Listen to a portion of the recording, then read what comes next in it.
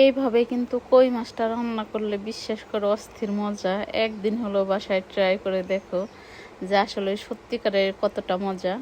আসসালামু আলাইকুম, কাছে বা দূরে যে যেখানে আছো, আশা করি সবাই ভালো আছো।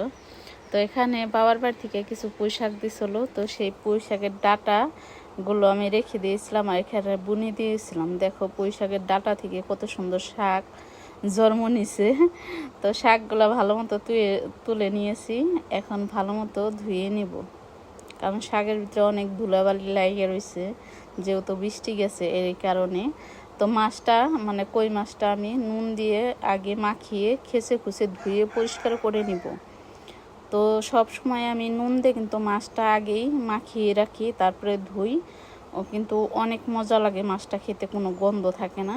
তো মাছটা খেসে খুসে ধুয়ে আমি নুন হলুদ দিয়ে মাখিয়ে নিচ্ছি। বিসমিল্লাহির রহমানির রহিম। একটা পাত্রে দিয়ে দিলাম পরিমাণ মতো তেল, আর তেলটা গরম হয়ে গেছে। কই মাছগুলো এখন এই তেলের ভিতরে ভেজে নেব। কই মাছের তেল দেখি কখনো কই মাছ ভাজছো? এটা তো মানে সেই নানি দাদের আমল থেকে শুনতেছি যে কই মাছের তেল দিয়ে কই মাছ নাকি ভাজা যায়। তো আমি তো দেখি কই মাছ ভাজতে গেলেও তেল লাগে, তেল ছাড়া কিন্তু মাছ ভাজা যায় না। যাই হোক, মাছগুলো উল্টিয়ে পাল্টিয়ে আমি ভেজে তুলে নিয়েছি। এই তেলের ভিতরে দিয়ে দিচ্ছি পেঁয়াজ কাঁচামরিচ কুচি। এখন এইগুলোকে একটু নেড়ে চেড়ে ভাজা ভাজা করে নিব, একদম অল্প মশলা দিয়ে। মানে এত মজার তরকারিটা যে হয়, একদিন যদি রান্না করে দেখো তাহলেই বুঝতে পারবে যে আসলে অল্প মশলা দিয়ে, শুধু তেল মশলা দিয়ে রান্না করা যায়, কোনো আদা রসুন বাটা না, কোনো কিছু না। তো এইভাবেই কিন্তু রান্না করা যায়, যে অনেক সুস্বাদুর তরকারি। তো পরিমাণ মতো হলুদ ফাঁকি, পরিমাণ মতো মরিচ ফাঁকি দিয়ে দিলাম। আর এখানে হলো আমি আলু আর বেগুনটা কেটে রেখেছিলাম, সেই আলু আর বেগুনটা দিয়ে দিলাম। এখন নেড়ে চেড়ে এইগুলা আমি একটু কষিয়ে নেব। তো কষিয়ে নিয়েছি, দেখতেই পারতেছো বেগুনটা আর আলুটা কষানো হয়ে গেছে। তো এখন দিয়ে দিচ্ছি সেই পুঁই শাকগুলো। আর শাকের ভিতরে কিন্তু আদা রসুন বাটাটা চলে না, তবে চাইলে তোমরা রসুন বাটাটা দিতে পারো, কিন্তু আমার কাছে ভালো লাগেনি।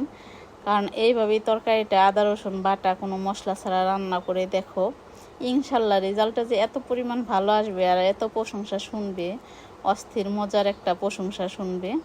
তো দিয়ে দিলাম সেই মাছ ভাজাগুলো পরিমাণ মতো পানি দিয়ে। এখন নেড়ে চেড়ে কিছুক্ষণ রান্না করে কিন্তু নিলেই গরম গরম তরকারি আর ভাত রেডি হয়ে যাবে। তো নুনটা দিতে ভুলে গিয়েছিলাম, তো একটুখানি দিয়েছিলাম, নুনটা একটু কম হয়েছে। তো আবারও পরিমাণ মতো একটু নুন দিয়ে দিলাম। এখন হলো এই যে দেখো তরকারিটা হয়ে গেছে, এখন নামিয়ে গরম গরম ভাতের সাথে পরিবেশন করার পালা। দেখো তরকারিটা একদম মাখা মাখা হয়ে গেছে, দেখতে পারতেছো? দেখতে যতটা লোভনীয় হয়েছে, মাশাল্লাহ খেতেও কিন্তু দারুণ সুস্বাদু হয়েছে। তোমরা বাসায় অবশ্যই অবশ্যই এটি ট্রাই করো।